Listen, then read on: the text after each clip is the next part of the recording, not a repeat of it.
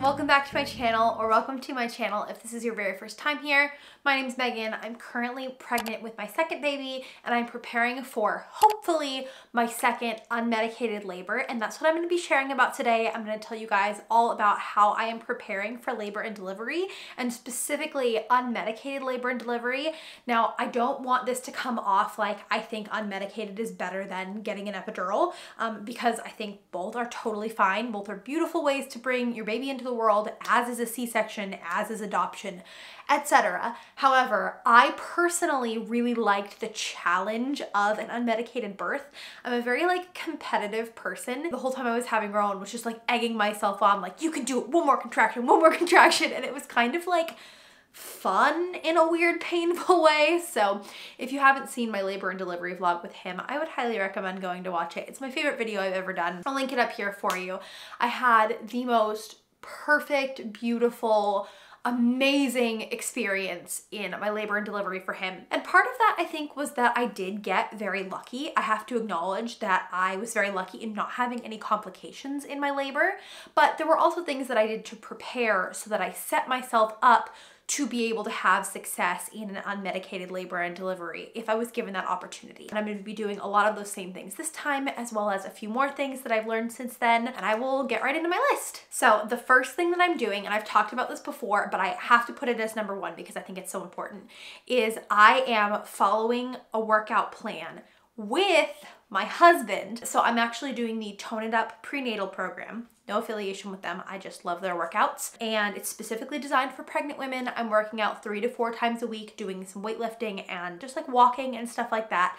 I don't do any high impact cardio when I'm pregnant because it hurts my round ligaments too much. But I think getting your body into good shape to prepare for unmedicated labor is so important, because having that foundation of strength the last time around made my endurance better. And I don't know, I just felt like I could do it because I had been doing all these workouts and I felt so strong, and I knew I could really muscle through. And that helped me not only physically but mentally to know I've been doing all these workouts where sometimes I feel oh, I can't do this anymore, and then you just do it. And that's a very transferable skill. This time, Matt is actually joining me and modifying the workouts to be a little harder for him since he's not pregnant, because having a birth partner who can do counterpressure is so important. So I guess this would be item 1B is when your partner is preparing, have them work out, get strong, upper body strength, core strength, but also have them learn about counterpressure.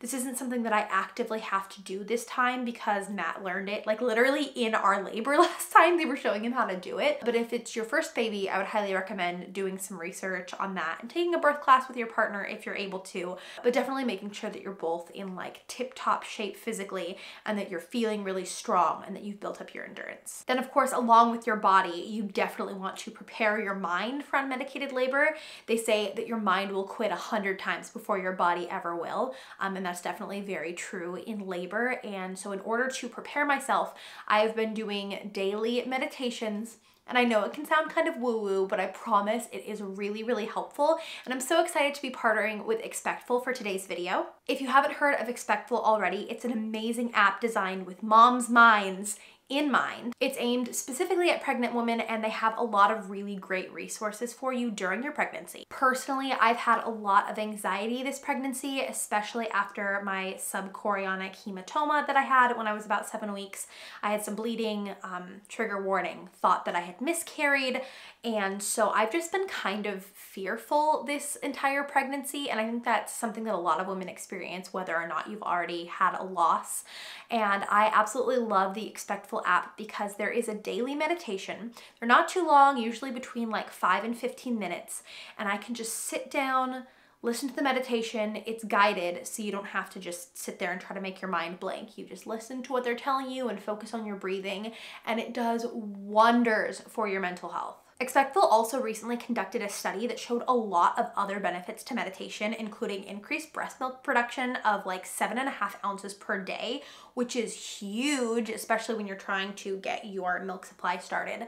It lowered postpartum depression. It allowed for more frequent and consistent pumping, and there was also a 100% jump in skin-to-skin contact for mom and baby. So lots of awesome benefits to meditation. They also have a ton of other amazing features like support groups. They have lives on different topics around pregnancy and newborn care and birth. And you can also do one-on-ones with experts, which is super cool because it can be so tough to sift through what information actually has merit on the internet. And when you know you're talking to somebody who's an expert in their field, who has the credentials, it just kind of takes a lot of weight off of your shoulders for doing that research. So if you need a little extra holistic support during your pregnancy, I highly recommend the Expectful app. It's a great resource for expecting moms, whether you're a first-time mom, a second-time mom, or you're on your 8th baby. It's got a lot of awesome resources for you, and I will leave the link to download it down in the description. The next thing that I'm doing to prepare for labor and delivery is actually writing 2 birth plans. So I didn't do this last time because I had a completely complication-free pregnancy, which was amazing. And so I only wrote the birth plan for unmedicated vaginal delivery. I wasn't 100% positive that I would be able to do unmedicated delivery, and I was very ready to get the epidural if I felt like I needed it. But I wrote my birth plan with a lot of the different like strategies to help with pain management and position changes and all of that, as if I was going to do it unmedicated, and it was easily adaptable if I decided to get the epidural. But this time around, if you missed my 20-week pregnancy update, I do have placenta previa. They found it at my 20-week anatomy scan, and what it basically means is that my placenta is a little low in my uterus and it's partially covering my cervix. And so there is a slight chance that I may have to have a C-section.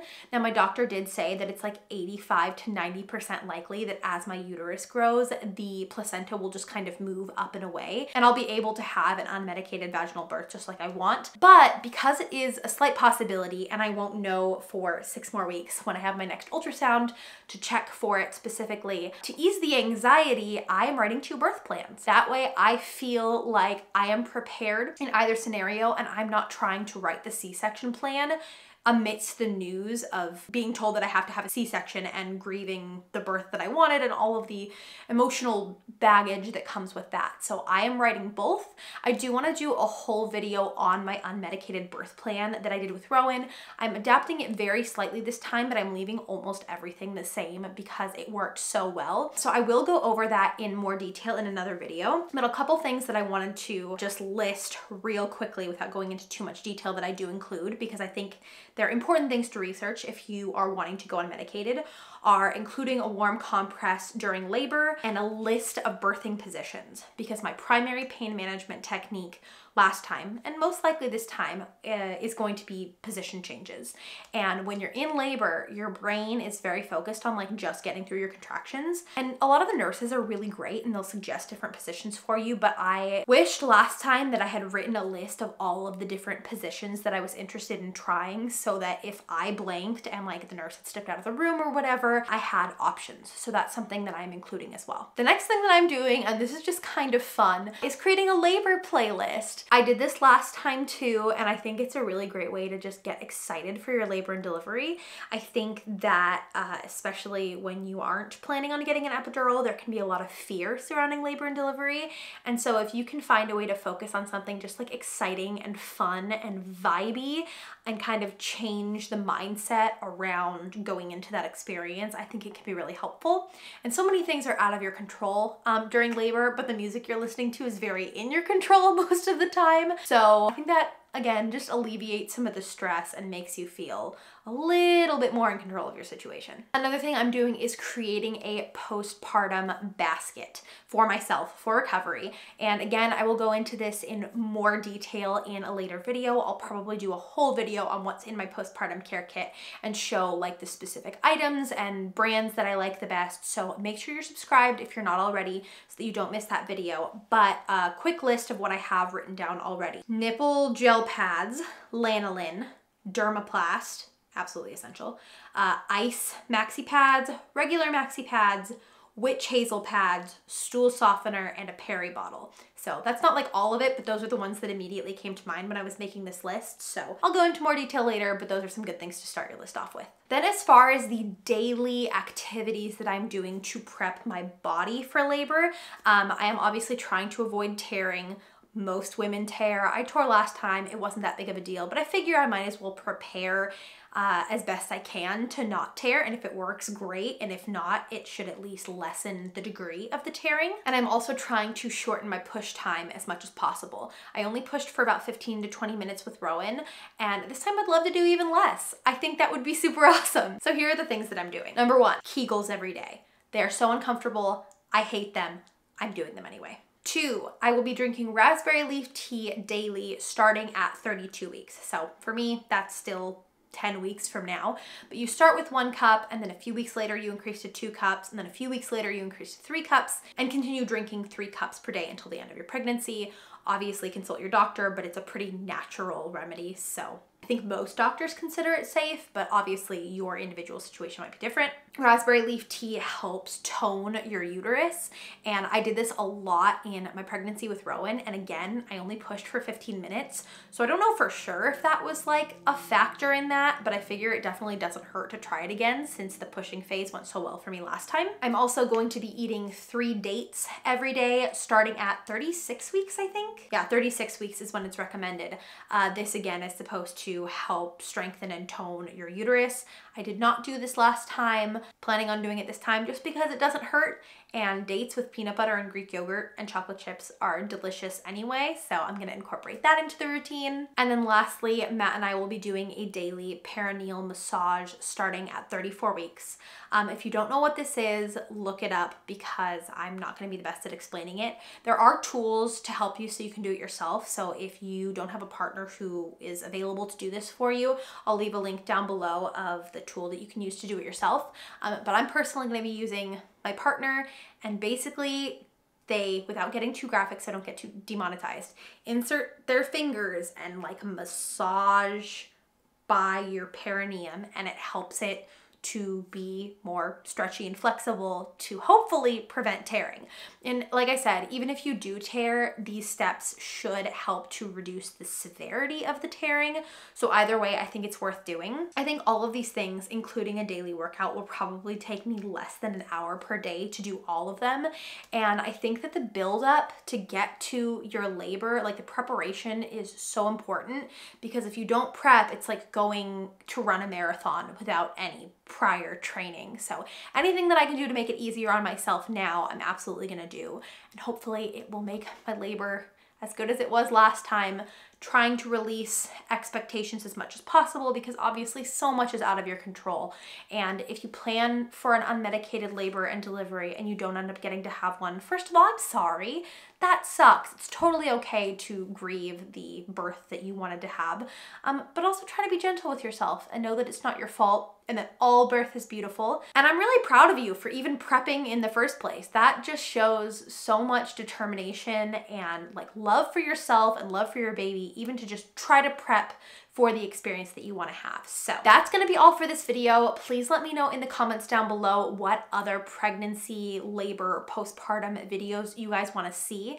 Like I mentioned, I will be doing a postpartum basket kind of haul and overview, and I will also be doing a video on my birth plan, so make sure you're subscribed so you don't miss those. Thank you guys so much for watching this video. I love you a lot, and I'll see you all in the next one.